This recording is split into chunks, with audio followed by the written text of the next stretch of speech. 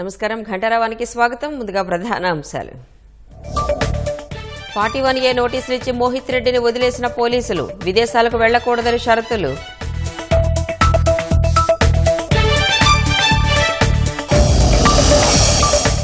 మదనపల్లె కేసులో 7వ రోజు కొనసాగుతున్న విచారణ, మాజీ ఎమ్మెల్యే నవాజ్ బాషా ఇంటికి వెళ్లిన పోలీసులు.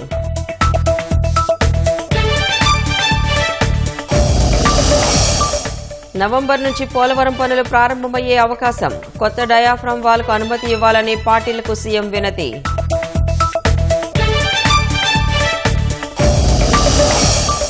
వరద గుప్పిట్లోనే అల్లాడుతున్న లంక గ్రామాలు, రాకపోకలు సాగించలేక జనం తీవ్ర అవస్థలు.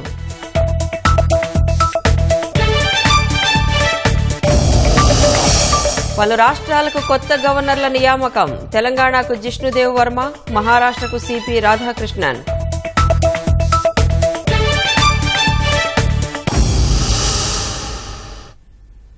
చంద్రగిరి ఎమ్మెల్యే పులివర్తి నానిపై హత్యాయత్నం కేసులో వైసీపీ నాయకుడు చెవిరెడ్డి మోహిత్ రెడ్డిని అదుపులోకి తీసుకున్న పోలీసులు 41A నోటీసు ఇచ్చి వదిలేశారు.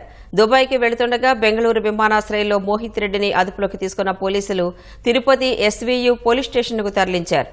ఈ కేసులో లుకౌట్ నోటీసులున్నా పట్టించుకోకుండా దుబాయ్కి వెళ్లేందుకు మోహిత్ రెడ్డి యత్నించారు. ఈ మేరకు అందిన సమాచారంతో బెంగళూరు విమానాశ్రయంలో మోహిత్ రెడ్డిని అదుపులోకి తీసుకున్న పోలీసులు తిరుపతి ఎస్వీయు పోలీస్ స్టేషన్కు తీసుకొచ్చారు. ఈ విషయం తెలిసి అనుచరులతో కలిసి అక్కడికి చేరుకున్న మోహిత్ తండ్రి, మాజీ ఎమ్మెల్యే చెవిరెడ్డి భాస్కర్ రెడ్డి స్టేషన్ సమీపంలో బైఠాయించారు. ఆ తర్వాత మోహిత్ రెడ్డిని వదిలేయడంతో అక్కడి నుంచి వెళ్లిపోయారు. 2024 ఎన్నికల్లో చంద్రగిరి వైసీపీ అభ్యర్థిగా పోటీ చేసిన మోహిత్ రెడ్డి తెలుగుదేశం అభ్యర్థి పులివర్తి నానిపై హత్యాయత్నం కేసులో నిందితుడిగా ఉన్నారు. పోలింగ్ మరుసటి రోజు పద్మావతి వర్సిటీ వద్ద స్ట్రాంగ్ రూమ్ పరిశీలనకు వెళుతున్న పులివర్తి నానిపై వైకాపా మోకలు మారణాయుధాలతో దాడి చేశారు. ఆయన గన్మెన్ డ్రైవర్ పైన దాడులకు తెగబడ్డారు. ఆ తర్వాత నాని గన్మెన్ గాల్లోకి కాల్పులు జరపడంతో పరారయ్యారు.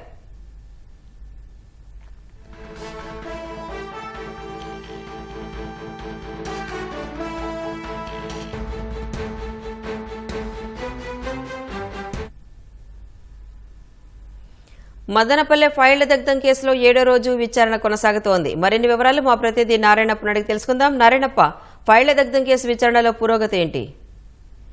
రాణి, మదనపల్లి సబ్ కలెక్టర్ కార్యాలయంలో రెవెన్యూ శాఖ ఫైళ్ల దహనానికి సంబంధించిన కేసు విచారణ కొనసాగుతోంది. 7వ రోజు పోలీసులు తమ విచారణను కొనసాగిస్తున్నారు. నిన్న శనివారం రోజు మున్సిపల్ వైస్ చైర్మన్ వెంకటాచలపతిని అదుపులోకి తీసుకుని అదేవిధంగా మిథున్ రెడ్డి ప్రధాన అనుచరుడు హక్కులప్పను అదుపులోకి తీసుకుని విచారించి వదిలేసిన పోలీసులు ఈ రోజు మదనపల్లి మాజీ ఎమ్మెల్యే నవాజ్ బాషా ఇంటి వద్దకు వెళ్లారు. రాత్రి నుంచి నవాజ్ బాషా ఇంటి దగ్గర ఉండి పోలీసులు నవాజ్ బాషాను విచారించేందుకు స్టేషన్ తీసుకెళ్లాలని ప్రయత్నించారు. కానీ ఆయన అందుబాటులో లేకపోవడంతో నవాజ్ బాషా ఇంట్లో సోదాలు నిర్వహించి కొన్ని పత్రాలు స్వాధీనం చేసుకున్నారు. నవాజ్ బాషా ఇంటి వద్ద పోలీస్ బందోబస్తు ఉంచి ఆయన వచ్చిన తర్వాత వెంటనే డీఎస్పీ కార్యాలయానికి రావాలని ఆదేశాలు జారీ చేశారు. ఈ నేపథ్యంలోనే నవాజ్ బాషా ఇంటి వద్ద పోలీసులు పహారా కాస్తున్నారు. ఆయన బెంగళూరులో ఉన్నట్లు సమాచారం అందడంతో విచారణకు రావాల్సిందిగా పోలీసులు ఆదేశాలు జారీ చేశారు. ఇప్పటికే మాజీ మంత్రి పెద్దిరెడ్డి రామచంద్రారెడ్డి ప్రధాన అనుచరులుగా భావిస్తున్న అందరిపై నిఘా వేసిన పోలీసులు మదనపల్లి సబ్ కలెక్టర్ కార్యాలయంలో ఫైళ్ల దహనానికి సంబంధించిన కేసుపై పురోగతి సాధించడానికి తమ విచారణను విస్తృతం చేశారు. 7 రోజులుగా విచారణ కొనసాగుతోంది. మాజీ మంత్రి పెద్దిరెడ్డి రామచంద్రారెడ్డి ప్రధాన అనుచరుడు Madhava Reddy alias rice mill Madhava Reddy కోసం పోలీసులు ప్రత్యేక బృందాలను ఏర్పాటు చేసి గాలింపు చేపట్టారు. మాధవరెడ్డి ఫోన్ కాల్స్ డేటా ఆధారంగా పలువురు వైకాపా నాయకులను కూడా పోలీస్ స్టేషన్ పిలిపించి విచారిస్తున్నారు. ఇందులో భాగంగానే మదనపల్లి పట్టణానికి సంబంధించిన మిథున్ రెడ్డి రాజంపేట మిథున్ రెడ్డి ప్రధాన అంచురుడు కోసం కూడా పోలీసులు గాలింపు చేపట్టారు. రాణి, ధన్యవాదాలు నారాయణప్ప.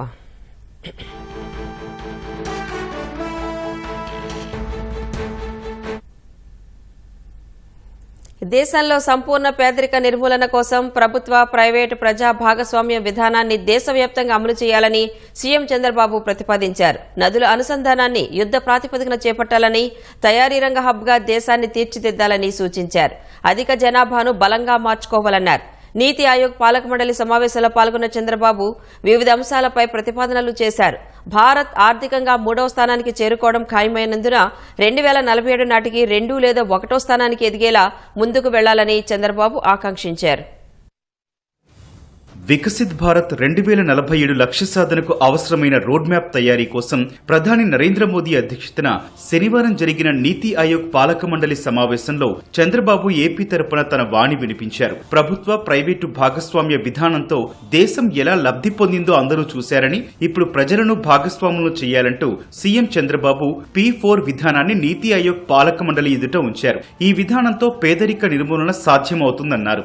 దేశంలో తొలి 10% మంది సంపన్నులు అట్టడుగున ఉన్న 20% మందిని దత్తత తీసుకుని వారి బాగుకు బాటలు వేసేలా విధాన రూపకల్పన చేస్తే పేదరిక నిర్మూలన వేగంగా జరుగుతుందని వివరించారు.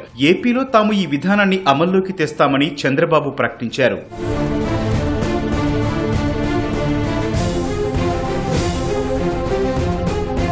ప్రధాని మోదీ గత 10 ఏళ్లలో ఆర్థిక, రాజకీయ సుస్థిరత తీసుకొచ్చి అన్ని రంగాల్లో మన దేశం ప్రపంచ స్థాయి దేశాలతో పోటీపడే శక్తినిచ్చారని, ప్రపంచవ్యాప్తంగా భారత్కు బలమైన బ్రాండింగ్ కల్పించారని చంద్రబాబు కొనియాడారు. 10 ఏళ్ల ప్రధాని కష్టాన్ని దేశానికి అనుకూలంగా మార్చుకునే సమయం వచ్చినందున రాష్ట్రాలు తమ వంతు పాత్ర పోషించి సద్వినియోగం చేసుకోవాలని ఆయన అభిప్రాయపడ్డారు. వికసిత భారత్ ప్రయాణంలో భాగస్వామి కావడానికి ఆంధ్రప్రదేశ్ చాలా ఆసక్తితో ఉందని చెప్పారు. P4 నదుల అనుసంధానం, గ్రామీణ ప్రాంతాల నుంచి అన్ని చోట్లకు రహదారుల అనుసంధానం, నైపుణ్య గణన, ప్రపంచంలోని అత్యుత్తమ ఉత్పత్తుల తయారీ గురించి చంద్రబాబు తన ప్రసంగంలో ప్రస్తావించారు.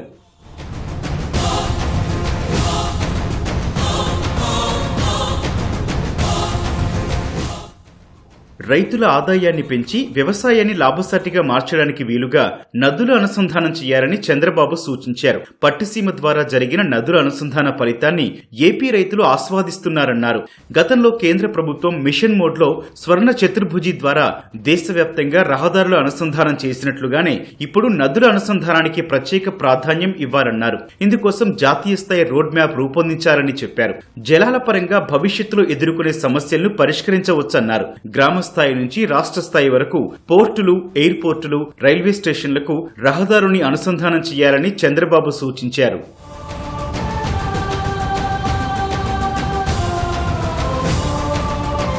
గ్రామం నుంచే మౌలిక వస్తువుల కల్పన ప్రారంభిస్తే మనం అనుకున్న వృద్ధి రేటు సాధించగలమని చంద్రబాబు అన్నారు. ప్రజలు ఎదుర్కొంటున్న ప్రతి సమస్యను సంతృప్తికర స్థాయిలో పరిష్కరించాలన్నారు. ప్రతి అంశాన్ని వ్యక్తి, కుటుంబం, గ్రామ, పట్టణ, నగర, రాష్ట్ర స్థాయిలో చూసి వాటన్నింటినీ సంతృప్తికర స్థాయిలో 100% అమలయ్యేలా కృషి చేయాలన్నారు. తయారీ రంగంలో ప్రపంచ స్థాయి ప్రమాణాలకు చేరే సామర్థ్యం భారత్కు ఉందన్న చంద్రబాబు అందుకోసం ప్రతి ఉత్పత్తి తయారీలో పర్ఫెక్షన్ కు వెళ్లాలన్నారు. పరిశ్రమలు వస్తే ఎంత పెట్టుబడి పెడతారనే దానితో పాటు ఎంతమందికి ఉద్యోగాలు, ఉపాధి కల్పిస్తున్నారనేది కూడా చూసుకోవాలన్నారు. ప్రపంచ స్థాయి అవసరాలను తీర్చే అత్యుత్తమ ఉత్పత్తులను తయారు చేసి తయారీ రంగానికి భారత్ను హబ్గా మార్చాలన్నారు. హరిత ఇంధనం, గ్రీన్ హైడ్రోజన్ కు ప్రాధాన్యం ఇవ్వాలన్న చంద్రబాబు వనరులను సద్వినియోగం చేసుకుంటే అది సాధ్యమేనన్నారు. అధిక జనాభాను బలహీనతగా కాకుండా బలంగా మలుచుకోవడానికి డెమోగ్రాఫిక్ మేనేజ్మెంట్ పై దృష్టి సారించాలని సూచించారు. దేశానికి యువత అతిపెద్ద వనరు అని, దాన్ని సక్రమంగా ఉపయోగించుకుంటే అద్భుతాలు సాధించవచ్చన్నారు. దేశ మానవ, సహజ వనరులను సక్రమంగా ఉపయోగించుకుంటే $50 ట్రిలియన్ ఆర్థిక వ్యవస్థ అనేది అసాధ్యమేమీ కాదని చంద్రబాబు విశ్వాసం వ్యక్తం చేశారు. గోదావరి వరదలు తగ్గాక వచ్చే సీజన్ నష్టపోకుండా నవంబర్ నుంచి పోలవరం ప్రాజెక్టు పనులు మొదలుపెట్టేలా నిధులు మంజూరు చేయాలని కేంద్ర జలశక్తి మంత్రి సిఆర్ పాటిల్కు ముఖ్యమంత్రి చంద్రబాబు విజ్ఞప్తి చేశారు. నీతి ఆయోగ్ పాలక మండలి సమావేశంలో పాల్గొనేందుకు ఢిల్లీ వెళ్లిన ఆయన జలశక్తి శాఖ కార్యాలయంలో కేంద్ర మంత్రిని కలిసి ప్రాజెక్టు స్థితిగతులపై 45 నిమిషాలు చర్చించారు. పోలవరం ప్రాజెక్టులో తొలి మలిదశలంటూ ఏవీ లేవని, తొలుత ఒక స్థాయి వరకు ప్రాజెక్టు నిర్మాణాన్ని పూర్తి చేయాలని నిర్ణయించినట్లు ముఖ్యమంత్రి చెప్పారు. తొలి దశకు నిధులు మంజూరు చేయడానికి పబ్లిక్ ఇన్వెస్ట్మెంట్ బోర్డు అనుమతులు ఇచ్చిందని, ఆ ప్రతిపాదనలు కేబినెట్కు వెళ్లాల్సి ఉందని తెలిపారు. మంత్రివర్గం ఆమోదముద్ర వేస్తే నిధులు విడుదలవుతాయని వెల్లడించారు. డబ్బులు వస్తుంది, డిలే చేస్తే ఇది కూడా నాకు 3-4 నెలలు పెడితే నాకు నవంబర్లో మళ్ళీ పని కావాలి. Diaphragm wall, new diaphragm wall head construct, అదే ఆయనకి ఇచ్చాం. క్యాబినెట్ కూడా స్పెసిఫిక్గా అందుకే పెట్టుకున్నాం. ఇప్పుడు న్యూ డయాఫామ్ వాల్ ఫైనలైజ్ చేయాలి. వన్స్ అది ఫైనలైజ్ చేసి ఎక్విప్మెంట్ పొజిషన్ చేయాలి. అది చేస్తే నవంబర్లో వర్క్ స్టార్ట్ చేయాలి. ఇందులో డయాఫామ్ వాల్ వస్తుంది, దానిపైన ఎర్త్ కమ్ రాఫుల్ డ్యామ్ వస్తుంది. అదైతే ప్రాజెక్ట్ అంతా పూర్తవుతుంది. స్లీపేజ్ మినిమైజ్ చేసి అది లిఫ్ట్ చేసి ఈ వర్క్ కంప్లీట్ చేయాలి. ఎగ్జాక్ట్ గా 2 seasons కంటే ముందే కంప్లీట్ చేయడానికి అవకాశం. కేంద్రం తాజాగా బడ్జెట్లో విభజన చట్టంలో ఇచ్చిన హామీలకే నిధులు కేటాయించింది తప్ప ప్రతిపక్షాలు ఆరోపిస్తున్నట్లు కొత్తగా ఏమీ ఇవ్వలేదని చంద్రబాబు వ్యాఖ్యానించారు. కొన్ని పక్షాలు దీన్ని వక్రీకరించడం భావ్యం కాదన్నారు. ఏదైతే నేను ఆర్థిక పరిస్థితి గురించి చాలా డీటెయిల్గా చెప్పాను. ఆ ఆర్థిక పరిస్థితిలో బైఫర్కేషన్ అప్పుడు దగ్గర తెలంగాణకు ఆంధ్రాకు 30,000 రూపాయల డిఫరెన్స్ ఉంది. దాన్ని బ్యాలెన్స్ చేయాలి కదా. బ్యాలెన్స్ చేయడానికి ఇవన్నీ పెట్టారు. అవన్నీ ఇంప్లిమెంట్ చేసే స్టేజ్లో మా గవర్నమెంట్ పోయింది. వీళ్ళు వచ్చినాక ఏమైంది, బైఫర్కేషన్ నాటికంటే ఇంకా అధ్వానమైన పరిస్థితి పడిపోయాం. అప్పుడు పర్ క్యాపిటల్ ఇన్కమ్ తగ్గిపోవడం, పోలవరం నాశనం అయిపోవడం, అమరావతి నాశనం చేయడం, ఇండస్ట్రీ పారిపోవడం మొత్తం జరిగింది. ఇప్పుడు ఏమడుగుతున్నాం మనం, దీన్ని రీబిల్డ్ చేయడం కోసం ఏదైతే బైఫర్కేషన్ అన్యాయం జరిగింది అవన్నీ ఇస్తే నేను నిలదొక్కుంటాను అడిగాను. అవే ఇచ్చాను. ఏపీ ప్రభుత్వ శ్వేతపత్రాలను జగన్, మాజీ ఆర్థిక మంత్రి బుగ్గన రాజేంద్రనాథ్ రెడ్డి విమర్శించడంపై చంద్రబాబు మండిపడ్డారు. స్వచ్ఛ భారత్ లో ఆ పనులన్నీ ఇస్తే ఒక్క పని చేయాలి. ఇంకొక పక్కన జల్ జీవన్ మిషన్ ₹1 ఖర్చు పెట్టి ఏదైనా డబ్బులు అడగకపోతే ముందు పరిస్థితి వచ్చారు. ఎవ్రీ డిపార్ట్మెంట్ డబ్బులు డైవర్ట్ చేయడం, ఏదంటే చేసేయడం. అంటే ఎక్కడికి పోతున్నాం అంటే ఈయన అడగకూడదు. ఈయన ఫైనాన్స్ మినిస్టర్ ఇదే పని. సిగ్గు లేకుండా మాట్లాడుతున్నారు. అంటే అడగకుండా పట్టారా? ఏంటంటే ఇవన్నీ జరిగినట్టు ఇంటికి మీరు సమాధానం చెప్పాలా లేదా? ఎవరు చెప్తారు సమాధానం? భద్రాచలం వద్ద గోదావరి మళ్లీ ఉగ్రరూపం దాల్చింది. ఎగువ నుంచి భారీగా వరద రావడంతో 53.2కు చేరింది. మూడో ప్రమాద హెచ్చరిక కొనసాగుతోంది. దీంతో చెర్ల, దుమ్ముగూడెం మండలాల్లోని కొన్ని గ్రామాలు, భద్రాచలం పట్టణంలో పలు కాలనీలు ప్రజలను అధికారులు అప్రమత్తం చేశారు. కరకట్ట పక్కనే ఉండే స్థానిక కొత్త కాలనీ, ఏఎంసీ కాలనీలోకి నీరు చేరడంతో 200 మందిని పునరావాస కేంద్రానికి తరలించారు. ఈ నెల 23న మొదటిసారి నది నీటి మట్టం అత్యధికంగా 50.90 అడుగులకు చేరుకుంది.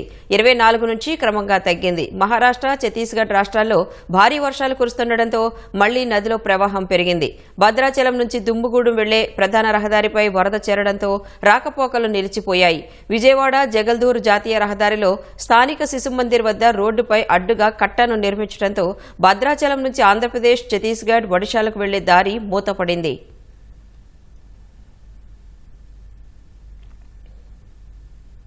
మహిళలకు ఇచ్చిన ఉచిత బస్సు ప్రయాణం హామీని అమల్లోకి తెచ్చేందుకు కూటమి ప్రభుత్వం వడివడిగా అడుగులు వేస్తోంది. ఇందుకు అవసరమైన అధ్యయన నివేదికను ఆర్టీసీ అధికారులు సిద్ధం చేశారు. ఉచిత బస్సు ప్రయాణం వల్ల ఏపీఎస్ఆర్టీసీకి నెలకు 250 కోట్ల రూపాయల వరకు భారం పడుతుందని అంచనా వేస్తున్నారు. ఆర్టీసీ, రవాణా శాఖలపై సోమవారం సీఎం చంద్రబాబు నిర్వహించే సమీక్షలో నివేదికపై కీలక చర్చ జరగనుంది.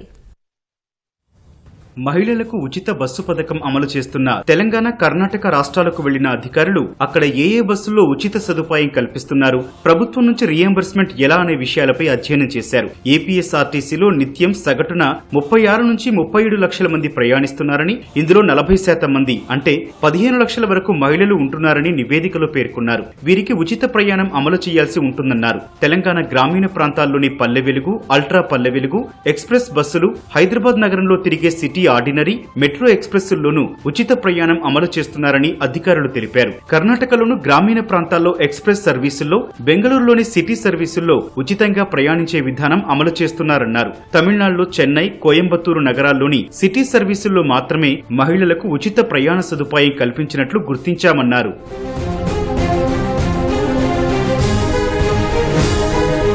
రాష్ట్రంలో పల్లె వెలుగు, అల్ట్రా పల్లె వెలుగు, ఎక్స్ప్రెస్ సర్వీసులతో పాటు విజయవాడ, విశాఖపట్నం నగరాల్లోని సిటీ ఆర్డినరీ, మెట్రో సర్వీసులో ఉచిత సదుపాయం కల్పించేందుకు వీలుందని అధికారులు పేర్కొన్నారు. తెలంగాణ, కర్ణాటకలో మహిళలకు 0 టికెట్ జారీ చేస్తున్నారని, ఆ టికెట్ పై ఛార్జీ 0 అనే ఉన్నా టికెట్లిచ్చే యంత్రంలో మాత్రం అసలు ఛార్జీ నమోదవుతుందన్నారు. ఇలా మహిళలకు జారీ చేసిన 0 టికెట్ల మొత్తం విలువను ఆర్టీసీ అధికారులు లెక్కించి రీయింబర్స్ చేసేందుకు ప్రభుత్వానికి ప్రతిపాదిస్తున్నారని తెలిపారు. తెలంగాణ, కర్ణాటకల్లో గతంలో రాష్ట్రంలో ఆర్టీసీ బస్సుల్లో ఆక్యుపెన్సీ రేషియో 65 నుంచి 70% ఉండగా మహిళలకు ఉచిత ప్రయాణ సదుపాయం కల్పించాక 95% చేరిందన్నారు. ఏపీఎస్ఆర్టీసీలో ఓఆర్ 69 నుంచి 70% మధ్య ఉందని, ఉచిత ప్రయాణం అమలైతే అది 95% చేరుతుందని అధికారులు అంచనా వేస్తున్నారు.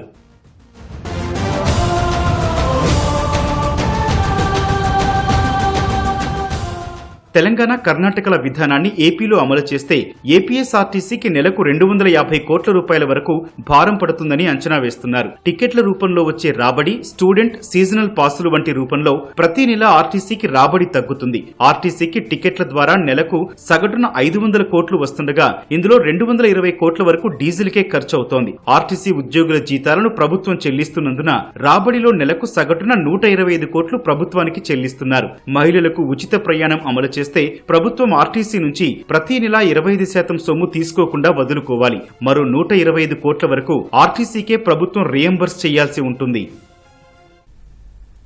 తిరుపతిలోని మంగళం సమీపంలో షార్ట్ సర్క్యూట్తో ఓ ఫర్నిచర్ గోడౌన్లో అర్ధరాత్రి అగ్ని ప్రమాదం జరిగింది. సమాచారం అందుకున్న అగ్నిమాపక సిబ్బంది సంఘటనా స్థలానికి చేరుకుని మంటల్ని అదుపులోకి తెచ్చారు. సుమారు ₹1.5 కోటి విలువ చేసే సామగ్రి మంటల్లో కాలిపోయి ఉండొచ్చని పోలీసులు అంచనా వేశారు. ఘటనపై పోలీసులు కేసు నమోదు చేసి దర్యాప్తు చేపట్టారు.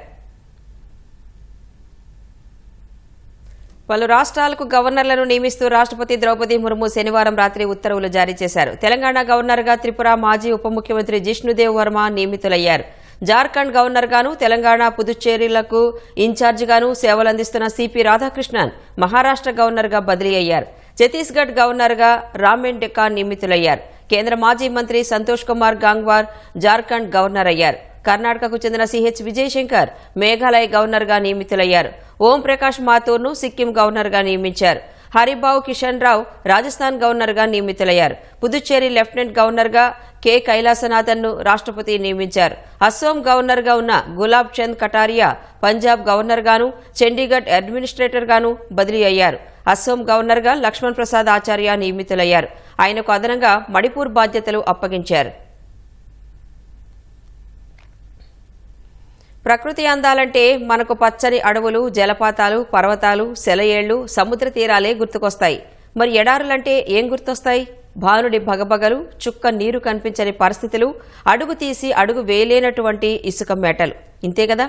అయితే ఇప్పుడు చూడబోయే ఎడారి దృశ్యాలు మిమ్మల్ని అబ్బురపరుస్తాయి. అది చూశాక ఎడారి కూడా ఎంత అందంగా ఉంటుందా అని మీరు ఆశ్చర్యపోతారు.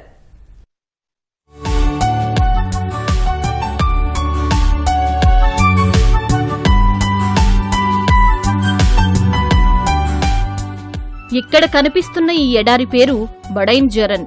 ఎన్నో ప్రకృతి అందాలు, వింతలకు నెలవు ఈ ఎడారి.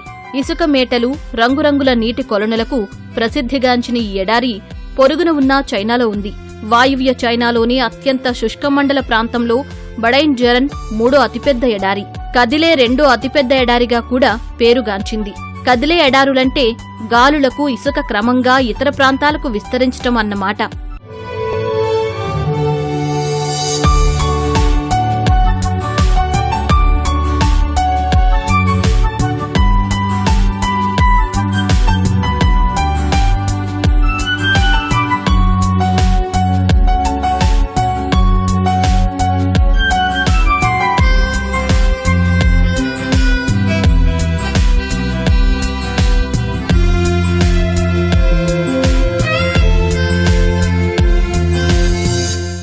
ప్రపంచంలోనే అత్యంత ఎత్తైన ఇసుక దిబ్బలు ఈ ఎడారిలో ఉన్నాయి.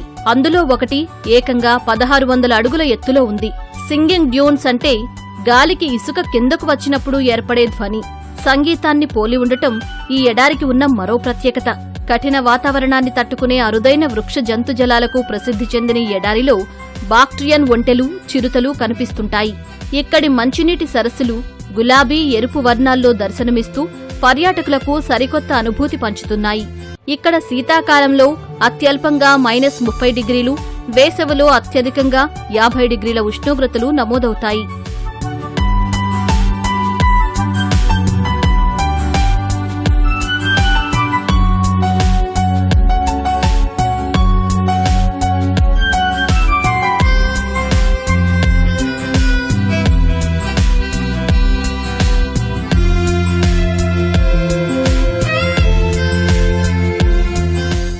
అనేక ప్రత్యేకతలు కలిగిన బడైన్ జరన్ ఎడారిని యునెస్కో ఈ ఏడాది ప్రపంచ వారసత్వ సంపద జాబితాలో చేర్చింది.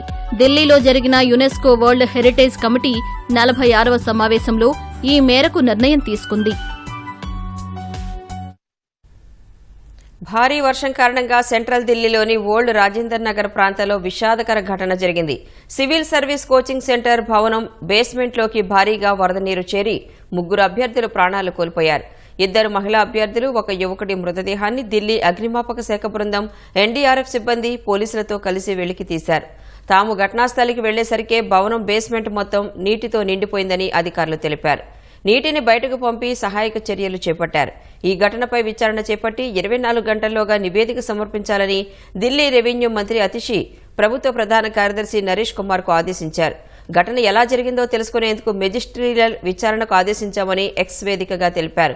కోచింగ్ సెంటర్ బేస్మెంట్లో ఉన్న లైబ్రరీలో విద్యార్థులు చదువుకుంటున్న సమయంలో వరద ఒక్కసారిగా పోటెత్తిందని ప్రాథమికంగా తెలుస్తోంది. పలువురు విద్యార్థులను తాళ్ల సాయంతో రక్షించారు. కోచింగ్ సెంటర్ ఘటనతో ఆప్ పాలనపై బీజేపీ విమర్శలు గుప్పించింది. స్థానిక ఎమ్మెల్యే డ్రైనేజీలు శుభ్రం చేయించకపోవడంతో ప్రమాదం జరిగిందని ఆరోపించింది. ఇజ్రాయెల్ నియంత్రణలోని గోలన్ హైట్స్లోని ఒక సాకార్ మైదానంలో జరిగిన రాకెట్ దాడిలో 11 మంది చిన్నారులు ప్రాణాలు కోల్పోయారు. లెబనాన్కు చెందిన మిలిటెంట్ గ్రూప్ హెజ్బొల్లానే ఇందుకు కారణమని ఇజ్రాయెల్ ఆరోపించింది. రాకెట్ దాడికి హెజ్బొల్లా భారీ మూల్యం చెల్లించుకుంటుందని ఇజ్రాయెల్ ప్రధాని బెంజమిన్ నెతన్యాహు హెచ్చరించారు. ఉత్తర ఇజ్రాయెల్లో సాకర్ ఆడుతున్న చిన్నారులపై హెజ్బొల్లా రాకెట్ను ప్రయోగించిందని ఇజ్రాయెల్ సైనిక ప్రధాన ప్రతినిధి డానియల్ హగారి ఆరోపించారు. గాజాలో యుద్ధానికి దారితీసిన అక్టోబర్ 7న హమాస్ దాడి తర్వాత ఇజ్రాయెల్ పౌరులపై జరిగిన అత్యంత ఘోరమైన దాడి ఇదేనని ఆయన పేర్కొన్నారు. అయితే ఈ దాడికి తాము కారణం కాదని హెజ్బొల్లా ప్రకటించింది. తమకు రాకెట్ దాడికి ఎలాంటి సంబంధం లేదని తెలిపింది. రాకెట్ దాడి ఘటన విస్తృత ప్రాంతీయ యుద్ధానికి తెరతీసే ప్రమాదం ఉందనే ఆందోళన వ్యక్తమవుతోంది.